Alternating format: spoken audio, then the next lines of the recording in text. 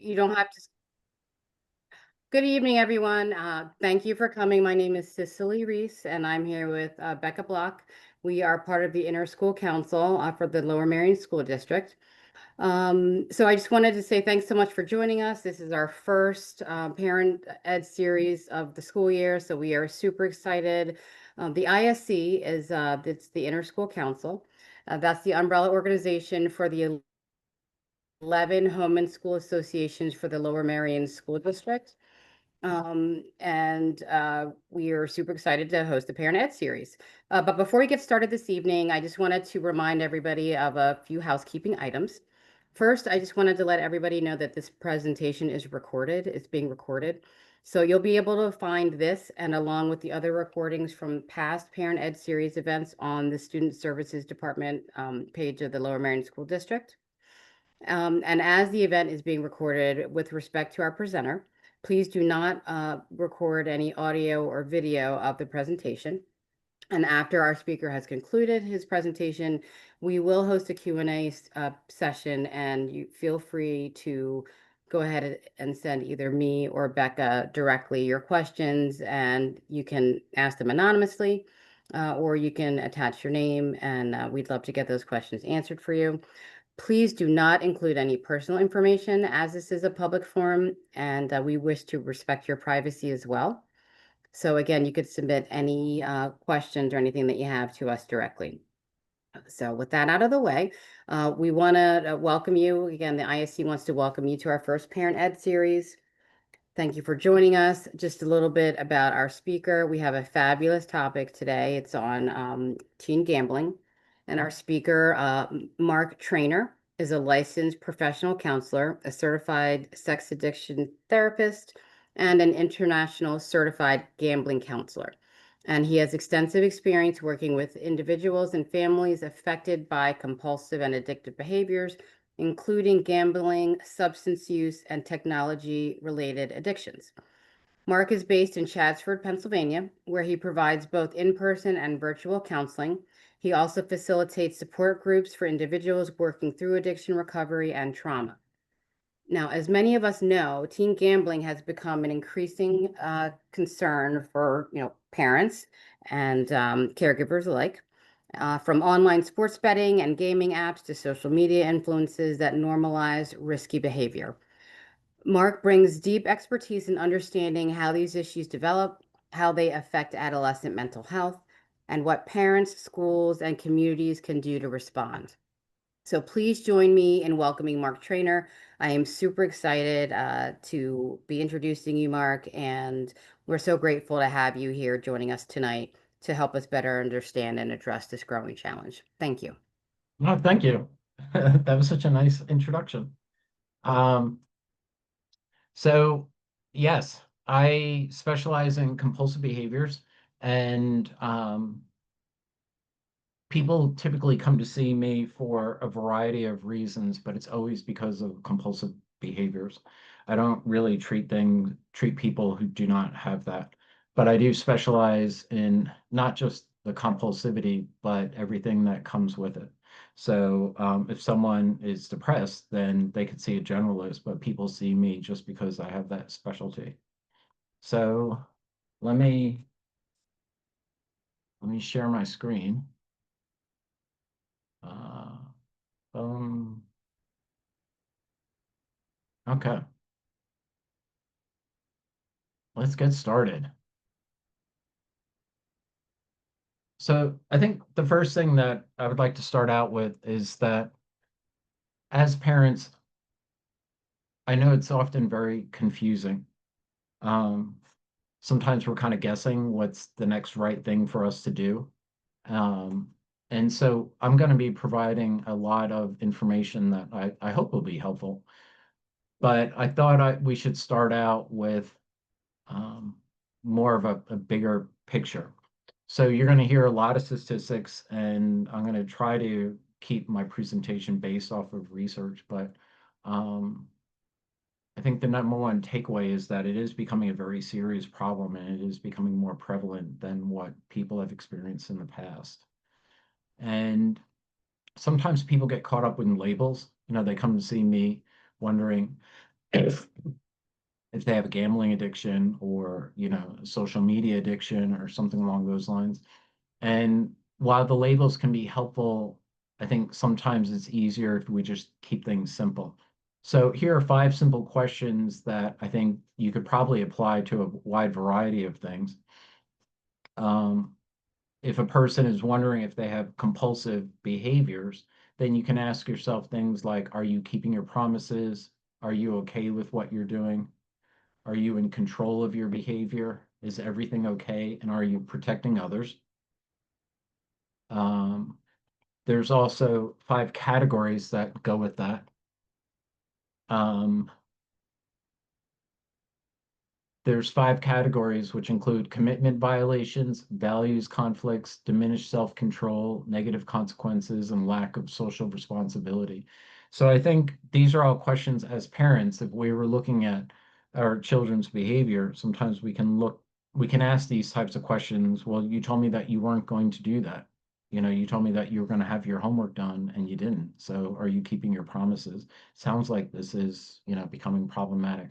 I keep getting notices to let people in. Should I be doing that?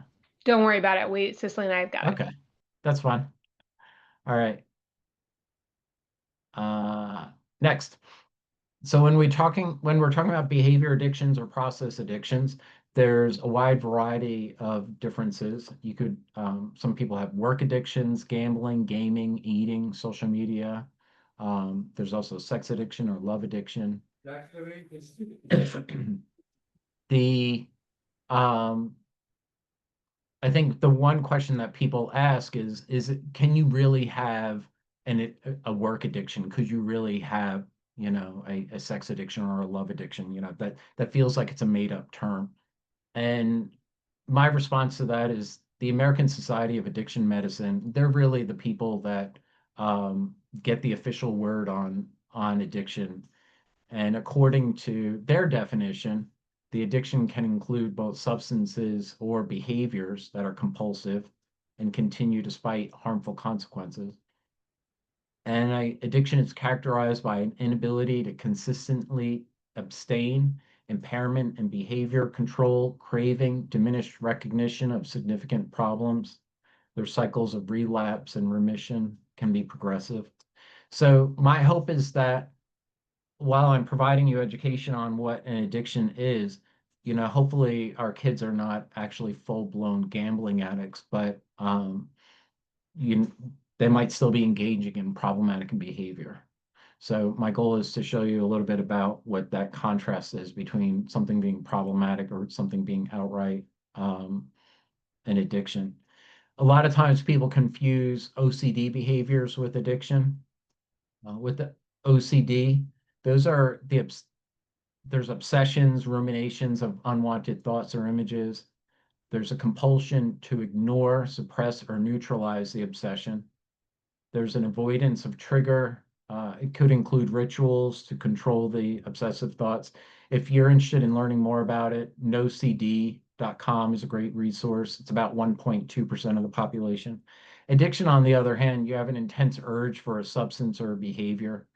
It's using more to get the same effect. So in this case with addiction, you might be engaging in a compulsive behavior, but you're doing it in order to feel good. You want to be doing it, whereas OCD is typically more of an anxious response, and you're trying to avoid something typically. With addiction, there's an inability to stop despite the consequences, withdrawal, it's chronic, and you can have remission. Um, some side notes to that is that um, with the obsessive compulsive, a lot of times it's not just about the anxiety. There might be disgust and guilt. That might be some of the driving forces that are causing it. Um, with OCD, for people that do have OCD, they have a 10 times more likely than the general population to also have a behavior addiction that is co-occurring with the OCD. This is the official definition in the United States of what meets a gambling disorder. Therapists and doctors use something called the Diagnostic Statistical Manual. It's the 5th edition. And it's you need to have 4 or more of these problems within a 12-month period. So it's other things that we've already mentioned in terms of needing to gamble with increased amounts of money, restless and irritable when you're attempting to cut it down, gambling when you're feeling distressed. Um, One of the biggest things about gambling that we'll talk about more later is the idea of chasing your losses. That, in my mind, is typically the number one way that you know if someone has a real problem or not. When they do lose and then they try to make up their losses by gambling more. Um, so in terms of some of the statistics, they've changed dramatically because of a Supreme Court ruling that came out in May of 2018. In 2018, the Supreme Court ruled that it was unconstitutional for Nevada to basically be the only place that people could start gambling. All this actually came out of Chris Christie. He was one of the huge proponents of challenging that law because he was trying to shore up the losses from Atlantic City. And so he was taking the understanding with fantasy football and fantasy leagues, and he kept on challenging it, knowing that it would probably get overturned, even though he kept on losing repeatedly in court. Since that time period, the National Association for Administrators of Disordered Gambling Services, in their 2021 survey, they found that about 2.1% of the adult population in the United States had a gambling disorder. The definition that I read to you just a moment ago with the DSM-5, I believe that one was estimated at 0.2% of the general population.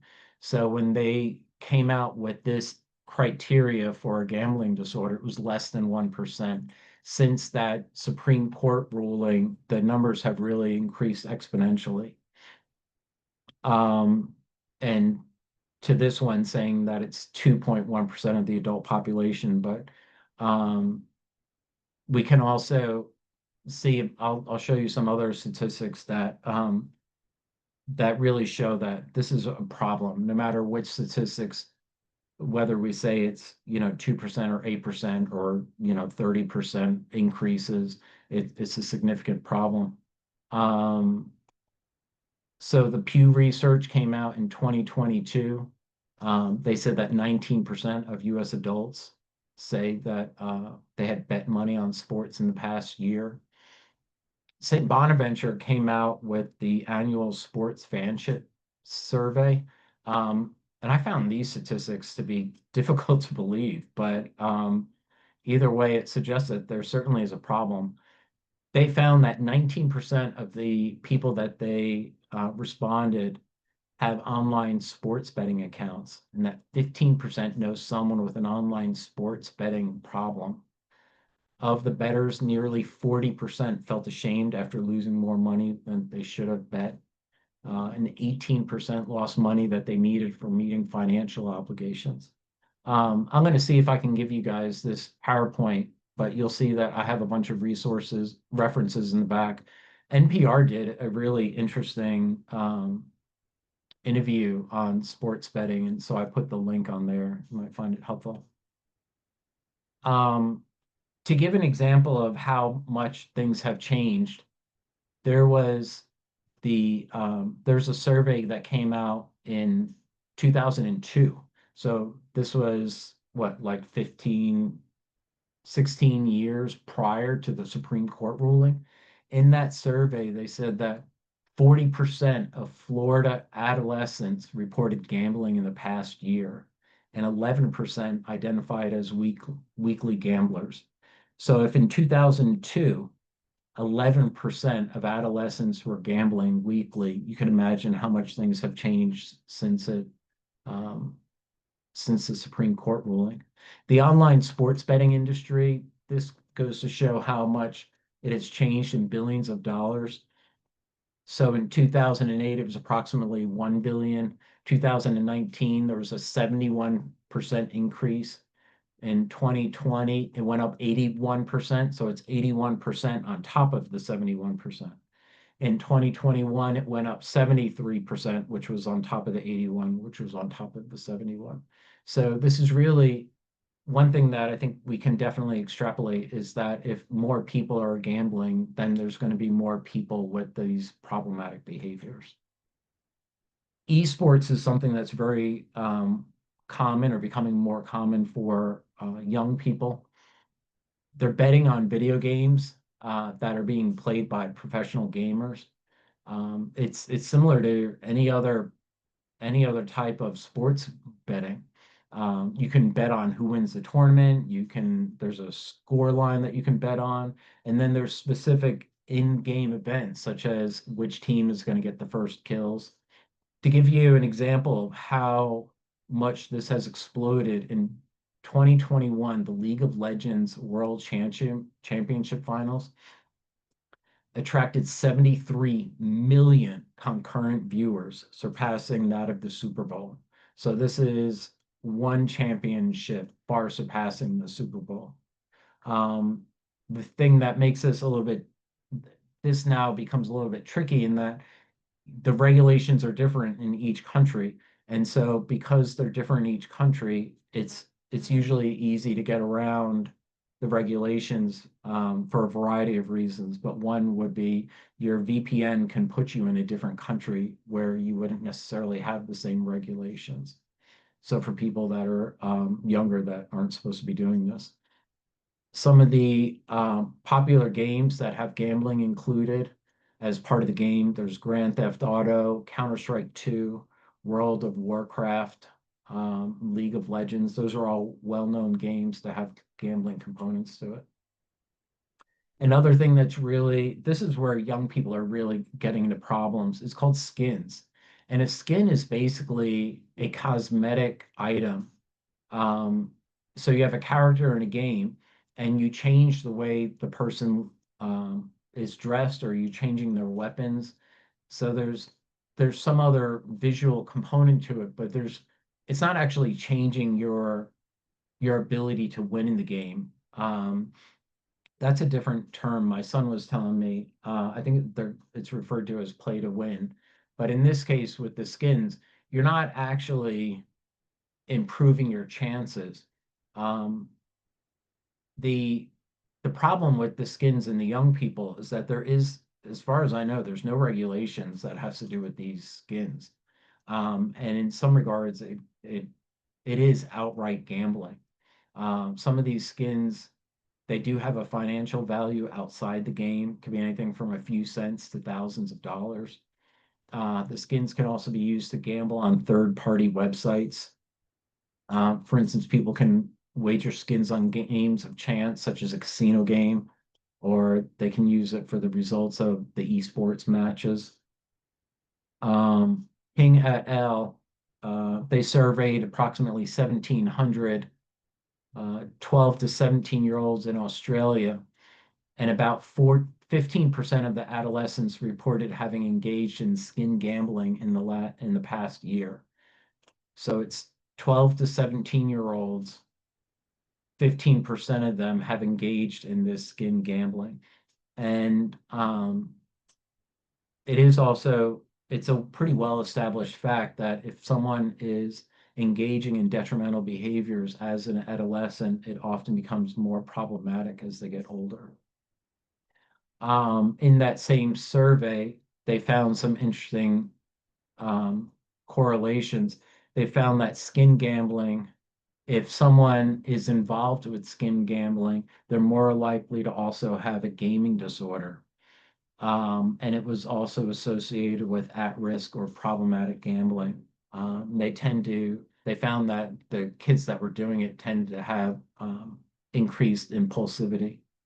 Greer did a survey with their participants that were 18 years or older. They found that the gambling with the skins on games was actually predictive of the person developing gambling problems, as opposed to if someone was just doing esports betting, that with cash, it tended to not have a correlation predicting problematic gambling or gambling use disorder. Hey, Mark, may I It's ask you a question? This is go right Cicely. ahead. Thank you. So the skins, I'm just trying to wrap my head around this. It's literally just changing their outward appearance. Yes. Like it's not, they're not getting any extra powers or anything like that, or any different sort of. I think you can do that, but that if regarding the skins is not supposed to. Oh, okay. It didn't really make sense to me because like when I look at the different characters, like Yeah. especially What if you're would getting different weapons, my thought was if you're getting different weapons, wouldn't that help you?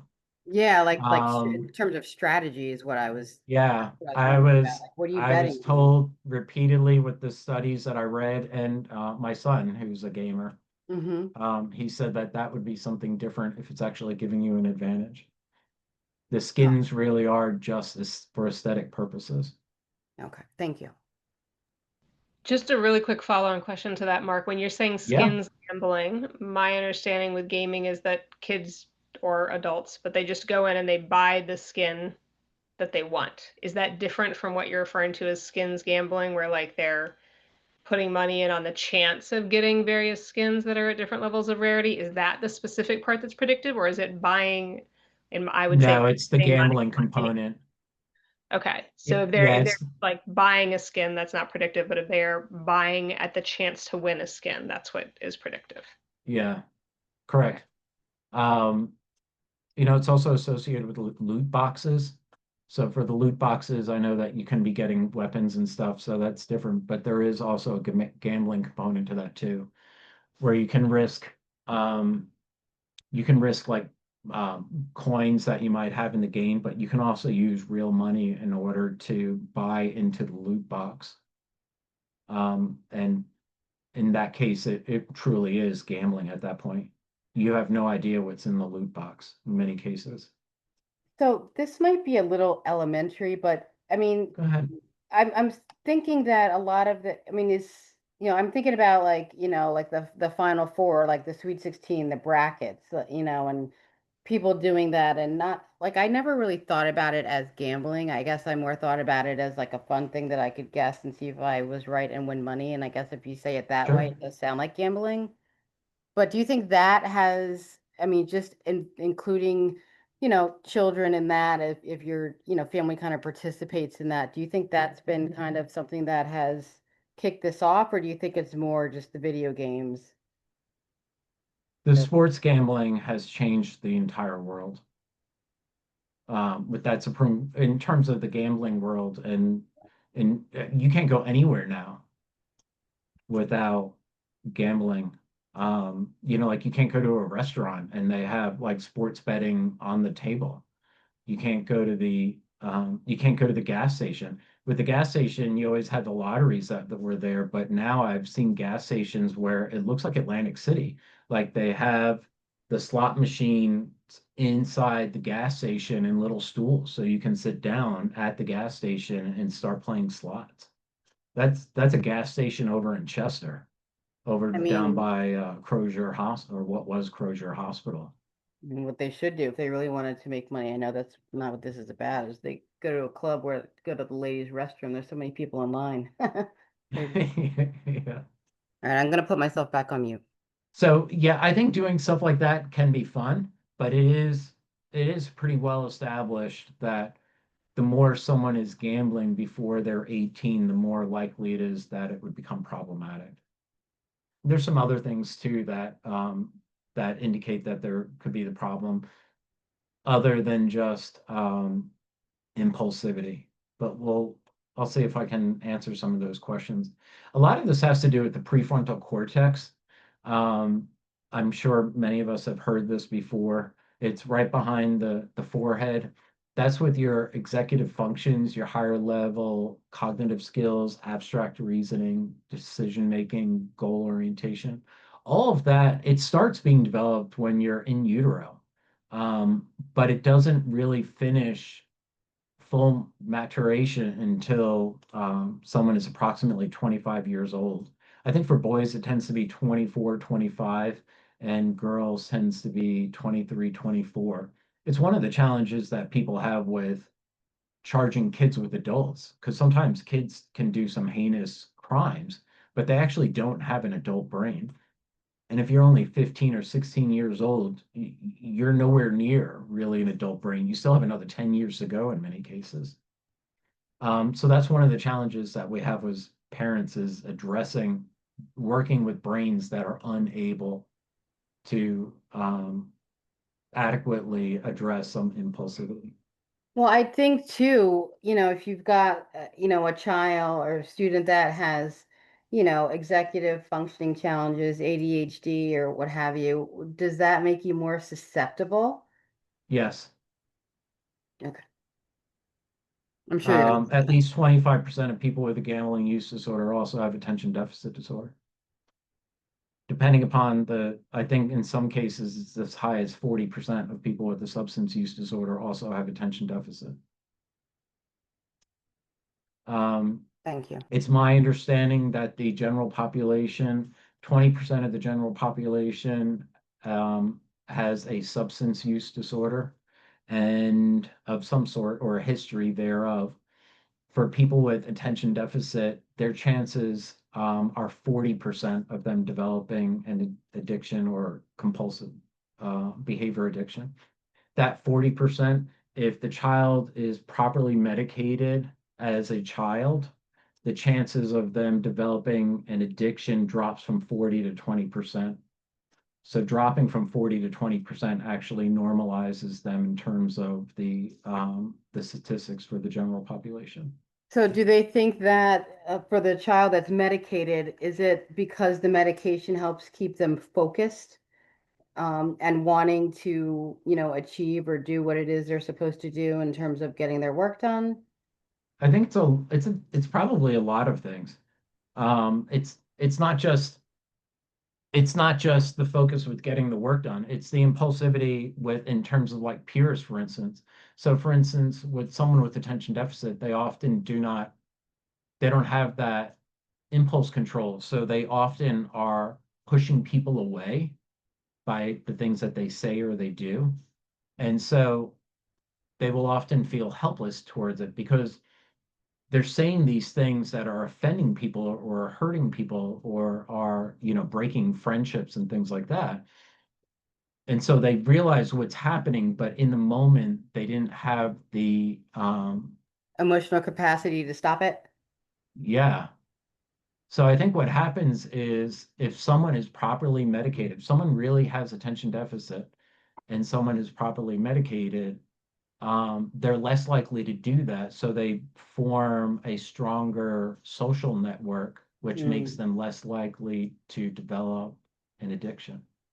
Well, and then I guess I guess conversely, they're more likely to, listen to their friends or, reach out to their friends if they've got challenges.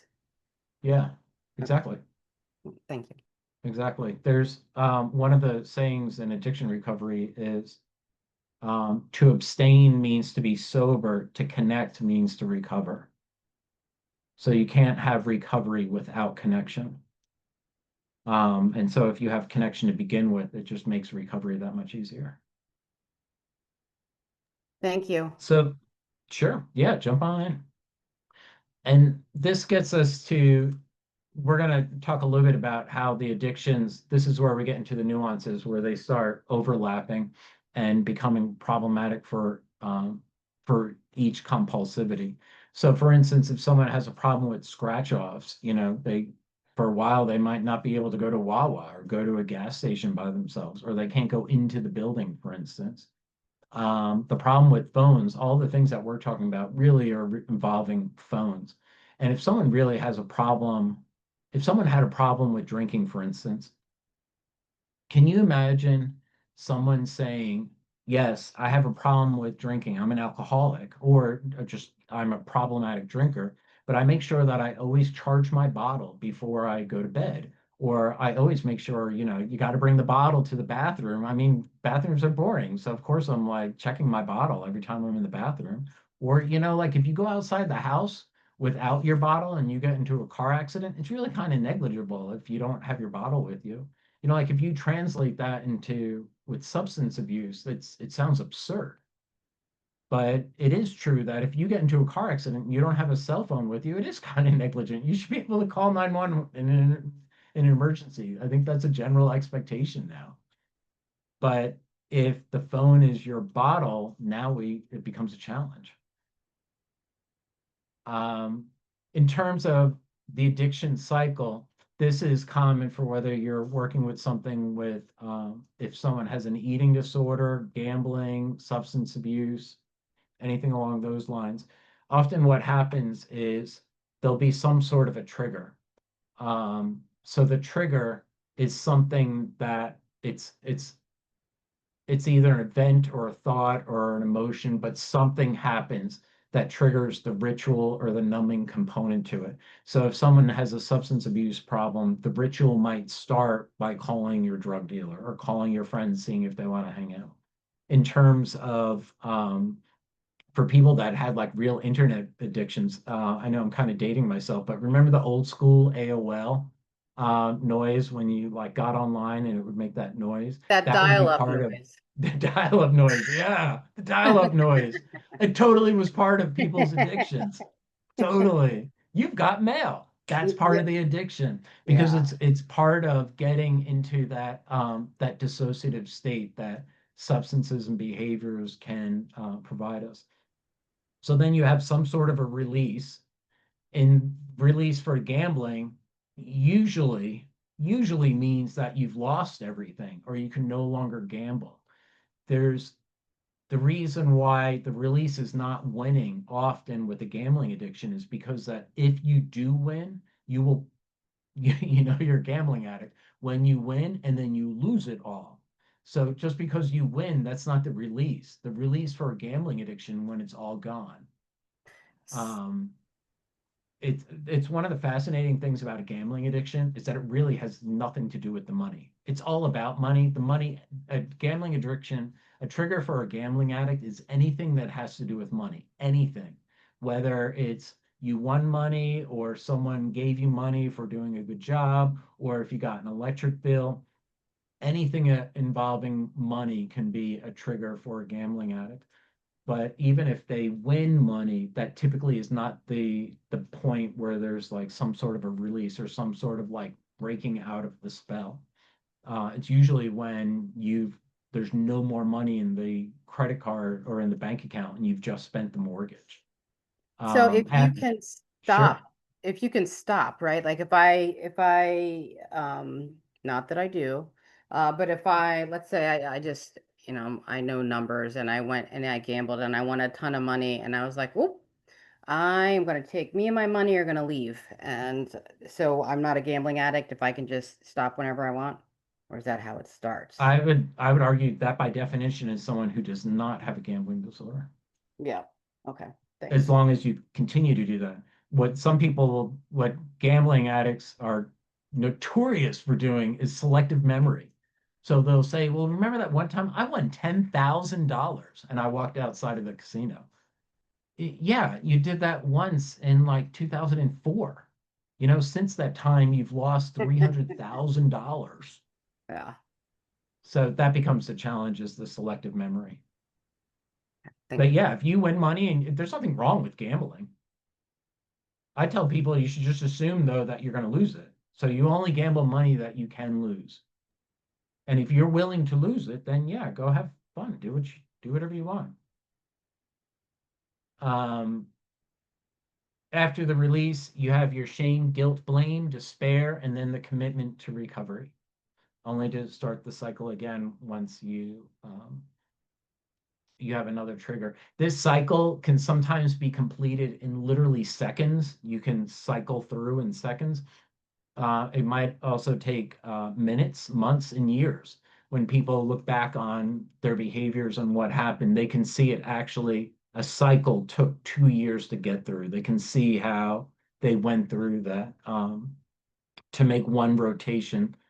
One full rotation took years to get through, but it does happen. This is where things become a little bit more difficult is when people start having co-occurring disorders, which is incredibly common. So for instance, there is a reason why my client did a bump of cocaine off a woman's chest in a casino. The Once you start getting addictions amplifying each other, it does become more and more problematic. So for instance, there was some research done by Wellick. They found that the quarter of the people seeking treatment for the gambling disorder, I think I said earlier, also had attention deficit, but they also found that they have what's known as cluster B personality disorders. I think cluster B tends to be histrionic, narcissistic, borderline personality disorders. Um, there's one study that came out in 2018, Molinaro, I think I'm saying it right, showed that the substance abuse with gambling can really be problematic. Um, they were doing research particularly on 16-year-olds in Europe that had gambled in the past year, and they found that there was a 46% increased risk of having a gambling disorder if you did it with binge drinking. So binge drinking and gambling is a very serious problem, and it indicates that you could have a very serious problem. Is that due to like your inhibitions being inhibited as a result of the Yeah, drinking? yeah. And I'll show you some things, especially once you start to fuse addictions, you now have a very serious problem. And I'll show you how that plays out in a minute. Geisner did a study with 4,600 college students. Um, they found that 4% of college students had a gambling issue, and those who used stimulants were 3 times more likely to have problematic gambling. So once you start adding substances with the behavior, it becomes more and more problematic. Is it because of the Um, dopamine, like needing a dopamine hit? probably, Okay. probably there does appear to be some sort of triangle that has to do with sexual behavior, stimulants, and gambling. Um, like for instance, people that have like love addiction, compulsive internet problems, most of them don't use nicotine or smoke because there seems to be some sort of correlation with the nicotine being the stimulant and some of the other behaviors. Um, so getting into the dopamine, so I was using this. I was using this presentation for other for therapists. I adapted it. But basically, dopamine, you always have dopamine in your system. Any numbers that you hear with dopamine, those are numbers that are extrapolated from research that has to do with, I think they use rats. You can't actually measure someone's exact dopamine in the moment because you would have to surgically implant probes, so people don't do that. But what happens is you get a bump in the dopamine. It doesn't matter if you're talking about like chocolate cake, I've heard is something like 50 times the baseline. Romance can do it like 100%. I believe, I thought gambling took it up to around 150. Cocaine was around 250, and methamphetamine is over 1,000% increase. But the problem with that, if you look at the chart here, is that you don't just go up and then down. When you go down, you go below baseline. So if you go up 100, you drop 120.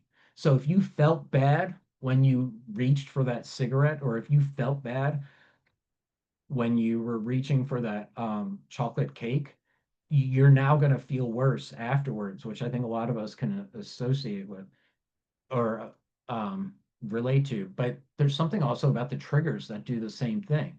So sometimes if you're getting lost in fantasy about the gambling, or let's say that you were to go to a casino, or you're just hanging out with friends that are doing sports betting, if you ever go to a bar now, like on a Sunday during football, it's remarkable how many of the people at the bar are actually gambling.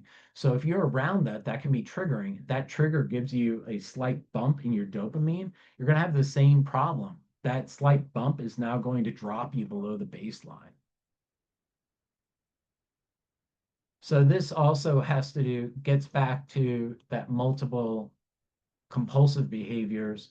An acronym that people use all the time is HALT. So it's hungry, angry, lonely, tired. I add sick and stressed. But there's also stuff like if you have and compulsive behavior regarding like relationships and cocaine and the casinos, that means that when you go back to that addiction cycle, you can enter that addiction cycle on more and more areas. So if you only had alcoholism, which is obviously a problem, if you only have a problem with alcohol, then alcohol can be that'll start you in the cycle. But once you start adding more and more compulsive behaviors, you can get into that cycle with more and more variety of ways.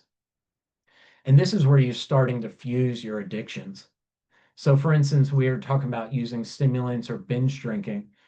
If someone is doing it with the binge, you start getting an amplified effect. But then you also have partial and you have full fusing of your addictions. So the binge, that would be episodic. It means that someone was binge drinking and then they started doing some sports gambling while they were doing it. But the gambling and the substance they're functionally different. They are two different things that are going on. Once you start doing it more and more, you start getting what's known as a partial fusion, where the addictions are combining it to make it the experience even more problematic. So you're getting more and more dopamine while you start combining it. But even at this stage, the addictions are still completely independent. Once you get into something being fully fused, you now are you now need both of these substances. This is a real problem with people that are going from relationship to relationship, and especially with using crystal meth. It's often called party and play, and it's a very serious problem. You can imagine having a meth addiction is a very serious problem, but once you start fusing it with like your attractions and your sexuality, that means that every time, it doesn't mean that every time, but it could mean that if you see someone attractive, you now need to use meth. So if you needed to use meth when you see meth, then that's obviously a problem. But if every time that you had an interaction with someone, um, it makes it very, very difficult for these people working on both problems.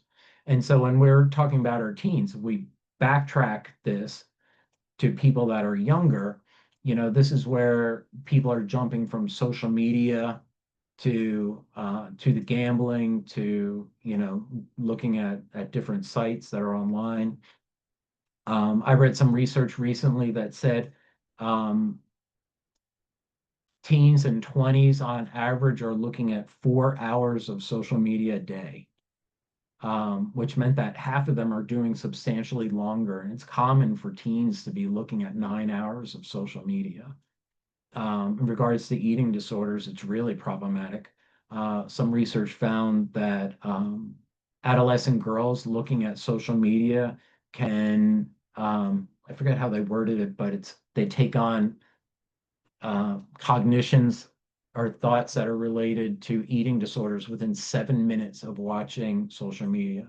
So you can imagine if 7 minutes of social media could be impacting your self-value and your eating habits, you can imagine what 6 hours a day would look like.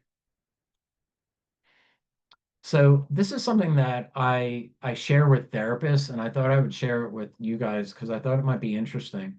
This is where a therapist can use screening to see if someone has a gambling disorder. Um, the way I was taught to me by someone by the name of Dr. Jim Walsh. He's always suggested by normalizing it. And so this could be a conversation to have with our kids by saying like, hey, I know like a lot of kids are gambling. Is that something that's going on at your school? Or putting it in a context that you're you're trying to not shame someone right off the bat. So saying something, his suggestion was the majority of Americans have gambled at some point in their lives. If you've done it, how do you like to do it? And the second question is, when you lose, do you ever try to win back the money you lost? That, in my mind, is the number one way to know that this is turning into a problem is when someone's chasing. your question about winning money and then leaving the casinos, yeah, that's great. That's healthy. If you go to the casino and you lose money, yeah, that's what happens. If you lose money and then try to make it back by more gambling, that's a problem. Um, and then the last question that he has in terms of the screening is just by saying, that must be tough to talk about with your wife, your husband, or partner. And then he just kind of leaves it open. He just kind of like leaves that hanging, by saying it must be tough to talk about. And either people will correct you and say, no, it's actually not hard to talk about, in which case you know that they have healthier relationships, or they'll say, yeah, it's hard to talk about. It's a secret. Which once you start getting into secrets and problematic behaviors, you know that something is becoming more problematic with that. Mark, So these are some, yeah, sorry, you just so that example that you gave right before the clinical, like what what Dr. Walsh would say, you talked yeah, about teen girls being impacted by social media and it could affect them within like 7 minutes. yeah. How do you have any suggestions in terms of the types of questions you can ask to find out, from your team if that's impacting them? Because maybe they don't even know. I think you just ask, how do you feel about things? Okay. Keep it general and then just see where they go, or ask them, what do you think about all this social media? Like everyone's on it for hours and hours. I see you on your phone when we're sitting here watching TV. Like, what do you think about it? Do you think it affects you?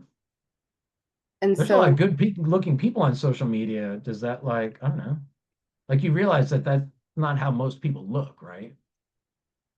okay. Thank you. Yeah. So some tips for parents, we've just talked about a lot of statistics and we've talked about different terms and we've talked about, DSM-5 criteria for an actual gambling use disorder. And I think a lot of that like doesn't really matter when you're a parent. I think what really matters is if something is a problem or not, which gets back to actually the beginning of the presentation. Um, these would be my tips that I would suggest is number one is make sure that your kids know that they're loved. Number two, make sure that they understand that if they get into trouble, they can talk to you. As a parent, you want to make sure that know when to reach out for help. There's doctors, there's therapists, social workers.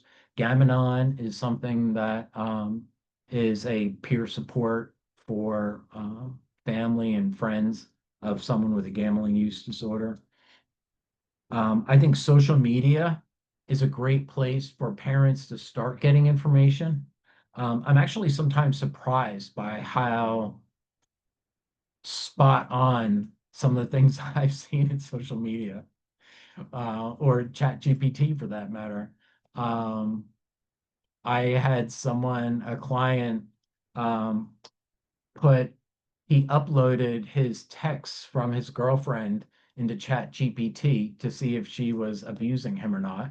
I thought that was amazing that he would give all that information away. And he was a computer programmer. I'm like, you're supposed to know not to do that. But Chat GPT, I thought gave a brilliant answer. It was good. It was great. I would like to think that I would have given him such a good answer. But a lot of times it's a lot of trash. So I think social media and AI is really just a start. But a lot of times you start hearing things and then you learn more and then you start learning how to ask the right questions. Um, the challenge with teens, if someone is gambling as a teen, is that they could very easily rack up 5 grand worth of debt. And working a minimum wage job is not going to pay off that 5 grand very easily. So when you pay off someone's debt, it's considered a bailout. And it is recommended to be like the last thing you ever want to do for someone's gambling is bail them out. Sometimes, though, as parents, we have to bail them out in order to just for, you know, they can't pay off that money. If that's the case, that child needs to pay you back every single dollar as part of that bailout. Just bailing out someone's gambling and not having them pay you back is it can really be adding to the problem as opposed to helping it. And the other thing that I would advocate for parents is to focus on consequences and not punishments. Well, you were gambling, so these are the natural consequences of doing illegal gambling on your phone. I think some of the things that we want to remember is that any technological impediment that you can use for any behavior, whether it's social media or if it's gambling or anything else, you can usually get around it. And so the technology can be very helpful, but it's not a cure for anything. So there are things that you can do. There's smartphones that you can get that have limits on it. The one that I'm most familiar with is called a kosher phone. It's a brilliant thing. I've recommended it to my clients for, I don't know, like a decade. I think it was originally designed for Orthodox Jews who had problems with like internet use on their computers. And so it looks like a normal phone, but it won't let you download games on it, won't let you use social media. It does not have like Chrome or a web browser on it that you can use. Um, so that can be a really helpful tool, but the reality is someone could just pick up someone else's phone and gamble, or they could just say to their friend, here's $5, put that on the game for me. So the technology can be extraordinarily helpful, but it's important to always remember that it's not a cure-all for anything. Um, so yeah, we have a bunch of references. On here, I also put my phone number and my email. Anyone can reach out to me anywhere, and I will do what I can to help people out. Um, if I can't help you, I'll find a person that can. So that's actually my personal cell, so you can just call me. Um, yeah. Thank you so much, Mark. That was so much useful information and incredibly helpful. I'm sure that for the folks that get to listen to this as a recording later, that's going to be phenomenally helpful to them. We have some questions that we want to jump into, but really quick before we jump into them, Cicely, did you want to share the announcements that I know we meant to share just a few quick upcoming dates for people to be aware of, and then Yes. we'll get into questions. Yes, thank you. Thank you, Becca. So I wanted to just share a couple of announcements. The first is the school board candidate forum is going to be tomorrow. So it's tomorrow at 7:30 at Harriton in the auditorium. It can also be viewed on the Harriton YouTube channel. So that's at 7:30 tomorrow, school board candidate forum. The next roundtable topic that we're going to do is with Vic Orlando, and we're going to be talking about how the budgets are created in the school district, and that is going to be on October 21st at night at 9:30. So it starts at 9:30, but we do meet early. That's in the administration building. We do meet early at 9:15 for coffee and donuts. And then we'll actually at the end of the night, because I don't know the date, announce the next Parent Ed series. Okay. They have Great. it on. Thank you for sharing those announcements. And for anyone that is joining, if you have a question, what you can do, if you notice there's a little plus box over in the chat bar where you can choose a new chat, and then you can pick my name or Cicely's name and send your question directly to us so we can ask it anonymously for you. So I'll jump in with some of the questions that have already been popping up, but please feel free to use that to add your questions, and we will make sure to get to them. So first question for you, Mark, you were talking a lot about the connection with ADHD. You also spoke to that, dopamine effects that can happen. I was particularly struck by what you were saying, that even that little burst of being around someone else, I think you were giving as an example of like, someone else is gambling next to you and that can give that little dopamine hit. And then the dopamine low, which then triggers a greater likelihood of engaging in the problematic behavior. I've also heard that ADHD is associated with low dopamine, or sometimes described as being a sort of low dopamine condition overall. Besides the obvious, like, well, yes, that's probably why there's a connection. Is there anything that parents can do to, are there healthy sources of dopamine, or healthy ways to sort of redirect, especially for, those kids and teens who do have ADHD and you are worried about that lower dopamine tendency affecting them more? Any ways to kind of healthfully support that parents can be aware of? I think that's a great question. The Dopamine is related to attention deficit. Attention deficit is not a failure to focus, it's a failure to filter. And so what happens is when someone with dopamine, I think it's visual and auditory filtering that's a dopamine plays an integral component to. So if you imagine it's just like a huge window, and so if the dopamine is low, all stimulation's getting in and you can't filter it. Well, as your dopamine increases, you're able to make that window more narrow. It's one of the reasons why people are able to um, have sustained attention on things that they like. So it's one of the problems that kids have with attention deficit is that um, every now and then they will hyper focus. And so then people are like, well, obviously you don't have attention to deficit. Like if it was just, you pay attention in baseball, why can't you pay attention in the classroom? Why can't you just try harder? It's like, doesn't really work that way. Like I'll be transparent. I totally have ADD.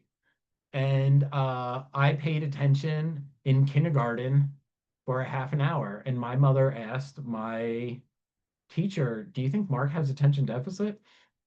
And the teacher was like, well, no, of course not. No 5-year-old could copy from the blackboard for a half an hour. And I literally was punished for the remainder of my life. Anytime anything came up with attention deficit, for my entire life, people would be like, Mrs. Kim always said you could copy for a half an hour. Like I did that once in kindergarten and I was punished. I didn't get diagnosed until I think I was like 38. So what's I that? know you 38 have a minus lot of 5? Yeah, a lot of 33 folks, years myself went by. included, who can relate to the travails of that late identified thing. I wonder what I'm wondering. Yeah, so you got a very sympathetic room right here. Around that in particular, though, right? So with that, uh, Oh, are right. there I didn't healthy answer your sources of question. dopamine that can like support? I think when it comes to attention deficit, you have to think outside the box. So, I think if you can somehow tie it in to like make it enjoyable, for instance. So, like with young kids, for instance, homework should be a game. Like do 5 math problems and then, like let's shoot some hoops, put like a little basketball like in the kitchen, like one of the little things, like an office basketball, like turn it into a game. I think those things can be really helpful. They call them like ADD hacks. You can just look them up online and you can very easily get 100 things that you can list of ideas, and then you Yeah. just try them and see how they work. And I so think, that's not a concern for a parent who is thinking like, well, I'd seen that, but I just heard Marc Treanor describe how you get that little dopamine boost, it's followed by a dopamine depletion. And so now I don't want to have my kid shooting basketball or gamifying their homework because then they're going to be low and no, that's not the kind of thing you're talking about then. correct. I would encourage that. I Okay. was I was actually a special ed teacher. I would totally encourage that. Okay. Okay. Like That's really standing helpful. desks. You should do homework at the if you have an island or a kitchen counter, get them out of the seat. I used to tell some of my students, I need you to break your pencil point every period. And I need you to, I know you sit next to the pencil sharpener. I need you to take a lap around the classroom to sharpen your pencil. Right. Right. So Um, those kinds of like healthier ways of getting the little dopamine boosts that are more connection yes. or exercise movement Yep. oriented are not the dangerous ones. It's No. okay, great. That's a really No. helpful distinction, I think, for people to hear. Another question that I had is you were talking about the importance of distinguishing between consequences and punishments. Can you make that a little bit more concrete? I think especially for teens who might interpret any consequence. So for instance, the like you ran up this bill. Okay, I'm going to cover it so you don't have 24% interest on your credit card debt that I co-signed on, but you're going to have to pay me back. Why are you punishing me, right? So how can you sort of explain the distinctions between consequences and punishments to kids and teens who might be more sensitized to think that any negative experience that their parent is a filter for or a part of is a punishment rather than a consequence.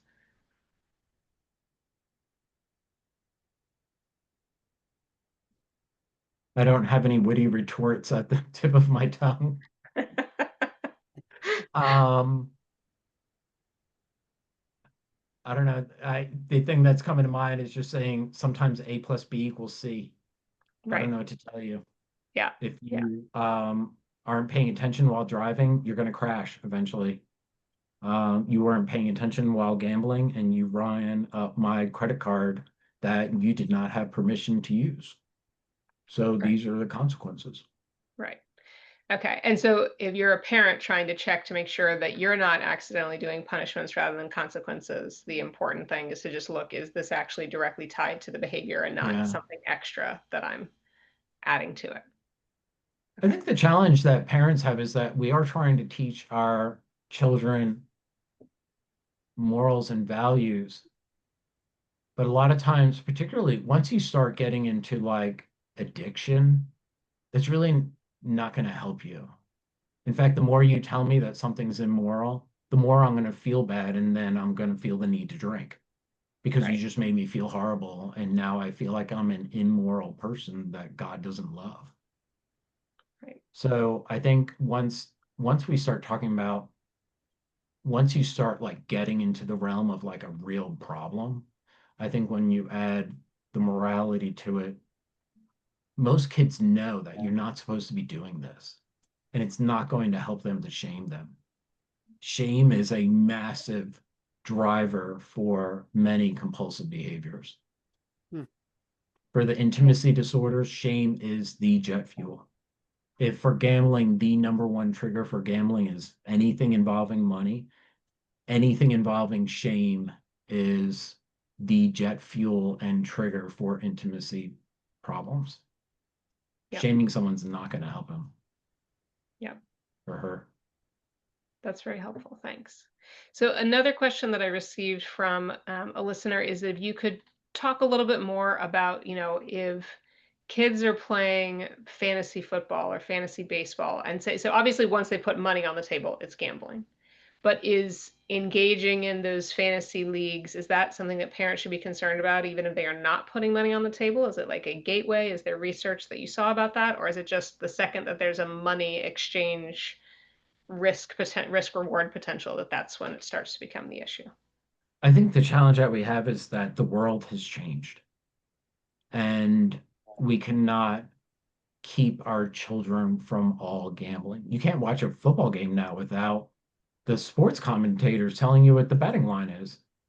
Um, so I think the more someone gambles, the more likely it is for it to become a problem for them in the future. But I think if someone were doing like I have one client, they're doing like fantasy football, and I forget what, if you lose, I don't know, you have to do something. I don't know, put on like a chicken outfit and walk down the street. I don't know what it is. It was something stupid. I was like, sure, go for it. Have fun with it. Sounds great, you know?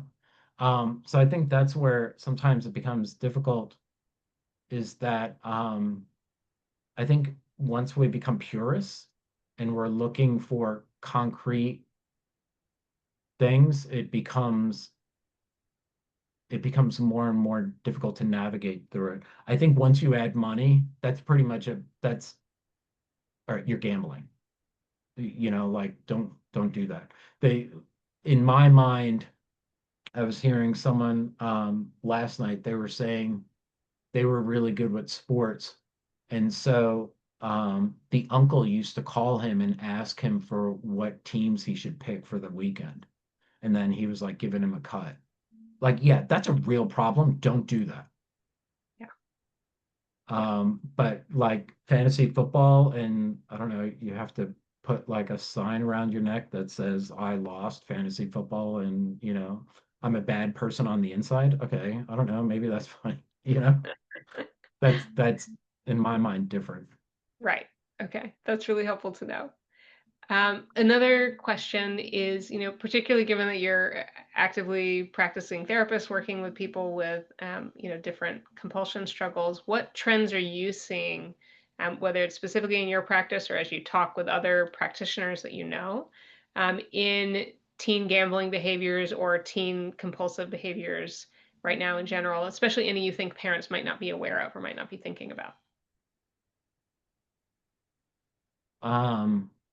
Well, I don't think many parents want to think about how much sex kids are watching online. Yeah, you're right. Average age for rated X for boys, I think, is 12 and girls is 13. Yeah. So if you have a child that's a teenager, they probably have seen something online that might be problematic. In which case, I think it gets back to what I said originally or earlier with, you know, let the kids know that you love them and that they can come and talk to you about things that they see online. And the importance there is there research that shows a correlation between, watching that kind of obviously dramatized and performative renditions and then people being able to actually have healthy intimacy in their real flesh and Correct. blood relationships later. Is that the Yeah, they have no idea what it really means to be in an intimate relationship. yeah. I worked with 30-year-old men that have never like even held someone's hand, but they're seeing me for an intimacy disorder. Um, so, boys are left thinking that this is what girls want, and girls are left thinking, oh, this is what I'm supposed to do. So what I often tell my younger clients is you should know that most girls don't like that. And when they get older, they will look back at their time with you and think you're a jerk because Yeah. you made them do such and such, because you thought this was okay because you learned it online. So I think that's where parents can come in and say to their kids, like the stuff that you see online, a lot of that, what you're going to see is it's a performance. It's not real. This is not what people are doing. Yeah. Yeah. I appreciate that. Though I have to say, when I tried having that conversation with my own teen daughter, she ended it very quickly. I appreciate your Yeah. honesty so I that was other like, parents are not feeling insufficient here. yeah, I was like, so like you're 15 and the average age for girls is 13, so it's likely you. Nope, I haven't. Well, if you want to talk, no, I do not want to talk about it. It's not a problem. I'm like, okay, honey. Thanks, Dad. Yeah, thanks. Yeah. I'm like, It did this is what I do for a living. Like, this is all I do. I'm not one of your clients. Stop asking. right, exactly. That's what I was gonna say. I imagine it is challenging to be the daughter of a, practicing licensed therapist who works with people with compulsive challenges. So, but that I Yeah. appreciate the example and the candor there. Cicely, did you want to jump in? I know I've just been peppering Mark with questions here. Did you want to jump in with any that you Felt were like I was thinking? in double dutch. I was trying to get in.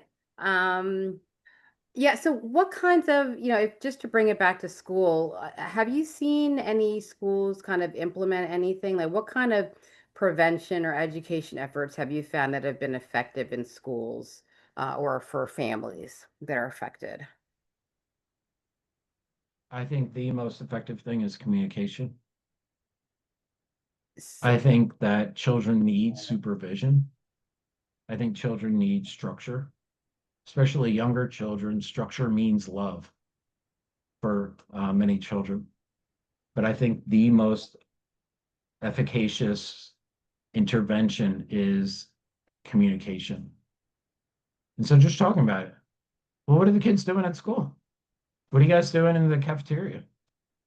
What are you doing with Sahil? What do you do when the teacher turns around? Everyone's whipping out their phones underneath their desk, or they got it like in their book or something. Or now you don't even need to do that. It's on your watch. Yeah. So if a child wants to hide it, they can. So I think trying to provide supervision is helpful, but I think also talking about it to the best of your ability. And Hmm. and I get it too. Like obviously I was a teen. I didn't tell my parents anything. So like I get that that's the dynamic too, but I think it's helpful if the kids know that, like, if you have a problem, we can come talk about it. I'll help you figure it out. I'm not going to lie for you. I'm not going to protect you from all consequences, but I'll be with you and we'll get through it together. I like that. Thank you. So if, like, let's say a school district or a particular school has identified that there are some challenges, how would the school partner with professionals like you to address this like early? Is this like an assembly type thing? Is this you know, uh, yeah, what would you recommend?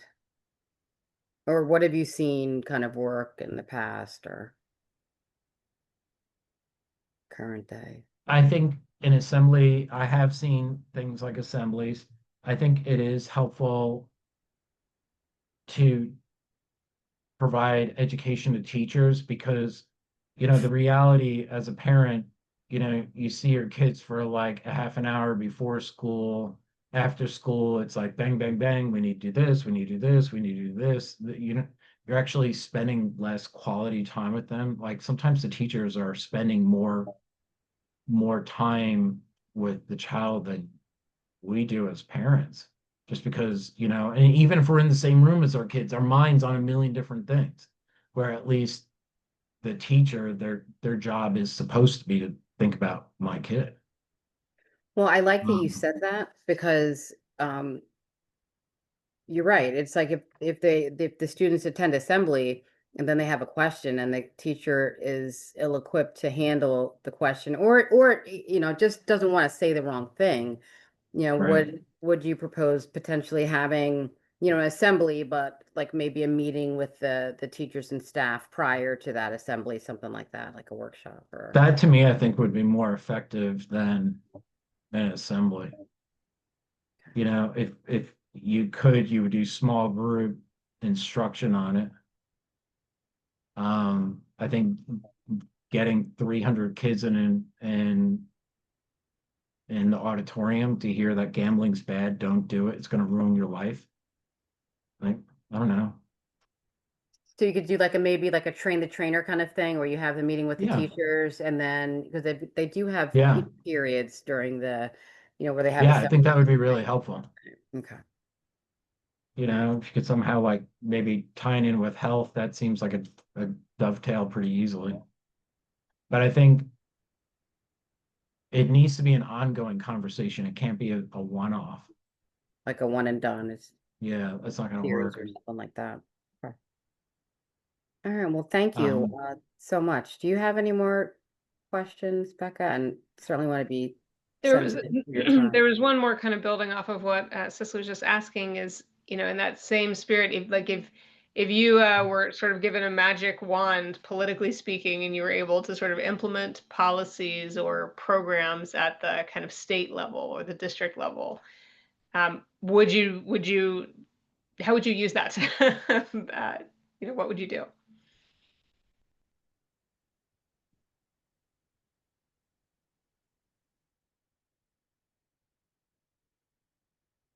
get rid of phones. Uh, uh, I don't know, because many people gamble and it's not a problem. There's lots of people that come home from work, many adults come home from work and they have a glass of wine or a beer after working all day, and that's cool. It's not a problem. I think the answer to alcoholism is not to ban all alcohol. Just like I think the answer to gambling is not to ban all gambling. Um, I think education really is helpful. The one thing that we didn't really talk about is how much time do I have? Like a couple of more minutes that I can talk about Yeah, Yeah. athletes? Mhm. sure. Athletes have a significant problem with sports betting. Um, and the worst thing that could ever happen to an athlete is to actually make money gambling on a sport and actually win. It is the worst thing that could ever happen to someone. Um, Athletes, I've read everything from a 30% increase or increased chance of developing a gambling disorder to a 7 times increase. I was at a training. I didn't actually see the research. This is what someone was saying. As soon as someone steps onto a college campus as a freshman, their chances of developing problematic gambling increases threefold. If they're an athlete, it's sevenfold. Um, so that gets back to what I originally said about the statistics. A lot of times we can question the specific accuracy, but the sentiment is true. Athletes have a very serious problem with sports gambling. Part of it is because they think that they have some sort of mental edge above other people. When an athlete gets injured, gambling becomes a way for them to stay as part of like the sports community. It allows them to feel like they're still involved with it, even though they're not. They often have a sense of identity that's associated with the sports. Um, and there was another thing that I was just thinking too. With the it needs to be. I think that's one thing that if I could like if there's one takeaway from this that I would hope that the school district gets out of is you need to be careful with the athletes. The chances of them developing problematic gambling are significantly higher than everyone else. So that's interesting. And it makes Oh, sense. But when you say you need to be careful with the athletes, what does that mean? Like what is just there? it gets back to the education, letting them realize like, hey, you should know if you're an athlete and you develop a gambling use disorder, you're just a stereotype. I mean, that's what I say to my clients. I hate to make you, I'm not trying to like objectify you or something, but you should know you're a statistic. Oh, the other thing I was thinking, the number one thing athletes often have become athletes at a very young age, and the number one thing they have heard when you lose is to try harder, which is the worst thing you could ever do with gambling. There's no such thing as try harder with gambling, So but it's what the would one you thing that people. say? Yeah, so what do you say instead of try harder if they Well, lose? no, try harder, just don't gamble harder. Oh, It doesn't apply to gambling. So So is there research to indicate like is this symptom or trigger, right? Is it that people who are more likely to get into athletics are also like that's one symptom of a core personality thing, and another symptom of it is they're more likely to engage in sports gambling? Or is it a causal relationship of like just by virtue of getting involved in athletics, it means that it's bumping up your dopamine associations with sports, your dopamine lows associated with sports, and now that makes you more vulnerable to gambling? Or do they not know? I don't know the answer to that question, but what I do know, it's particularly the athletes that are successful. You know, like I ran cross country in high school. I like, I don't know if I was always last, but like that wasn't, no one ever said like, oh, Mark is such an athlete. We really need to be careful of his gambling. You know, like no one would have said that. But like someone who's getting like a free full ride in college, you know, I remember talking to my friends that did have full scholarships in college and they hated volleyball. I'm like, do you like playing this? You're like, you're always doing it. I'd be like, I hate volleyball. It's my job and I hate it. But now I have to do it in order to avoid a $200,000 bill. Right. So I think those are the people that you need to, the more successful they are in sports, the more you have to be wary of a gambling. So again, it's the same thing. Like, doesn't mean don't do sports. It just means that like we need to educate our kids. That's interesting because sports and other research has been found to be like a protective factor against other Yeah, it's types, a huge protective right? factor. It's Right. huge, huge protective factor. Yeah. So it's But just to be aware you need that, to know, yeah. don't gamble. Or if Yeah. you are like you're at risk of this being a problem.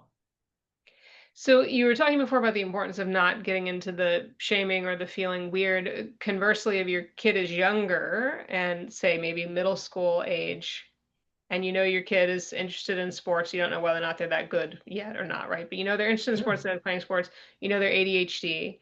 Is that the time to be like, hey, I just want to make you aware you're going to be at greater risk of getting sucked into sports gambling and potentially other compulsive behaviors because of that combination, or even just one of those things. And so here's the things we want to look out for. Like, is that the smart thing to do kind of early before your kid is a teenager, or does that plant an unproductive seed in their mind? Yeah, no, I think I would tend to, middle schoolers are gambling. There's kids in middle school that are gambling. That's a fact. And so I think we need to talk about it. But I think the same thing is like, we don't, kids aren't supposed to be drinking. It's like, it's an adult thing. When you're 12 years old, you shouldn't be gambling on sports.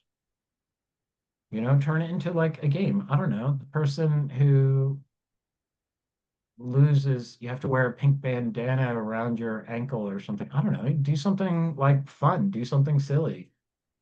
Don't put money on it. That's, yeah, let's not do that. But the problem is that they are doing it. So I think that becomes an example of education. And in that regards, it's no different than drugs. But I think as a society, it's become so normalized that it's difficult to have those conversations. Yeah.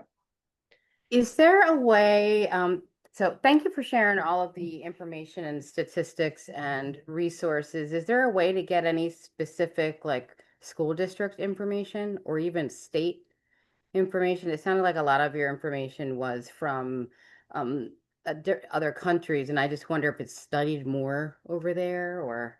No, those just happen to be, I think the only reason why I mention it is because like it would like pop out. If it doesn't say it was in Australia or Europe, then it was often done in the United States. That's why it didn't come up. Um, there's a ton of research on Americans. That's not a problem. There are Gamanon is a huge um, resource for people. Gamanon is GAM-ANON. Um, it's a play on Al-Anon for alcoholics. There's also problematic Delaware, for anyone who's ever gambled in Delaware, you do get free treatment in Delaware. If you or someone you know is affected by a gambling disorder, you can get free treatment there. But usually, if you just Google gambling problems, you can get like a million resources. Okay, thank you. Yeah, I was wondering if, if you had any, insight into like trying to find something that would be as specific as the county or district or anything like that. Um, I'm not aware of that. If I come across something, I'll let you guys know though, if that's something that you want to add to it. Um, Yeah, thank that's you. part of the challenge with the gambling is that everything is completely decentralized. And so every state is different and also the counties can sometimes be different. And then like the types of the gambling itself might be differences. So like you can exclude yourself from some casinos, but it will exclude you from other casinos, but might not exclude you from everything. So it's all like it's very decentralized and it's very confusing if you're trying to And get I would help. imagine also because so many teens know how to use VPNs, that would Yeah, probably also pollute the data, right? So it looks like that they're joining this from Austria or from, yeah, some other country, right? And then that would kind of ruin the data too. Yeah. yeah. Um, Um, yeah, but there's a ton of research on Americans. Those just happen to be the ones that I'm grabbing. Some of the challenges with the research is that I think at this point we're starting to get into it, like we're 7 years post that Supreme Court ruling. But for a while, you couldn't really get good statistics because it was all like 3 years old. Well, the whole world has changed, and you know, from 2018 to 2021 in the world of sports gambling, it was a whole different world. And so the statistics weren't really valid anymore. Yeah, that's really, all of this is really helpful. Well, thank you so much for all of these insights and for your thoughtful answers to our questions and your really research-backed presentation. I'm a super research nerd myself, so I really appreciate it whenever anybody brings the research to back up what they're sharing. For those who are watching, like Cicely mentioned, it looks like she might have gotten booted accidentally. So I'll give the announcement on her behalf. Our next Parent Ed is on the science of reading. It's with Dr. Gao-Che Young, who is a literacy expert, and she'll be joining us on November 19th, same time, 7 to 8:30 p.m., to be able to share about what parents need to understand and know about the science of reading. So hope to see folks there. Thank you again, Marc, for joining us. Is there anything you wanted to say as we wrapped up? Don't be afraid to ask for help. Thank you. Well, thank you so much. I will go ahead and stop the recording